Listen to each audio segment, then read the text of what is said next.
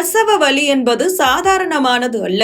பெண்களுக்கு பிரசவம் என்பது அவர்களுடைய மறுபிறவி என்று சொல்லப்படுகிறது. பிரசவ வலி பல சமயங்களில் கடுமையாக இருக்கும். அதனால்தான் பெண்கள் இதை பற்றி பயப்படுகிறார்கள். எனினும் பிரசவம் முறைப்படி மருத்துவமனைகளிலேயே பார்க்க வலியுறுத்தப்படுகிறது.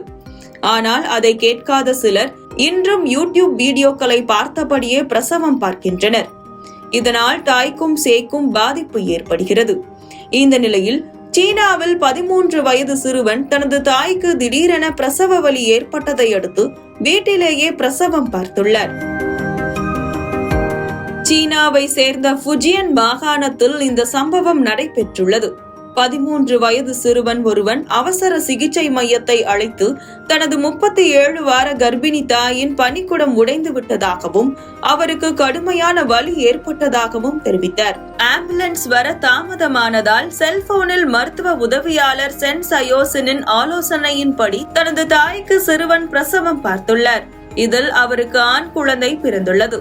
சிறிது நேரத்திற்கு பிறகு மருத்துவ உதவியாளர்கள் வந்து தாயையும் குழந்தையும் மருத்துவமனைக்கு கொண்டு சென்றனர். தற்போது தாயும் சேயும் நலமாக உள்ளனர். இந்த செய்தி சீன சமூக ஊடகங்களில் வைரலாகிய நிலையில் அதை 92 மில்லியனுக்கும் அதிகமான பேர் பார்வையிட்டுள்ளனர். தவிர அந்த சிறுவனின் செயல்பாட்டை பாராட்டி உள்ளனர். அதே நேரத்தில் இது தொடர்பாக சிலர் எதிர்வினையாற்றியும் உள்ளனர். அந்த பெண் ஏன் இவ்வளவு மோசமான நிலையில் தனியாக விடப்பட்டார் என்றும் இது பாராட்டப்பட வேண்டிய ஒன்றல்ல. பிரசவம் மற்றும் குழந்தை பிறக்கவிருக்கும் ஒரு கர்ப்பிணி பெண்ணை எப்படி வீட்டில் தனியாக விட முடியும்?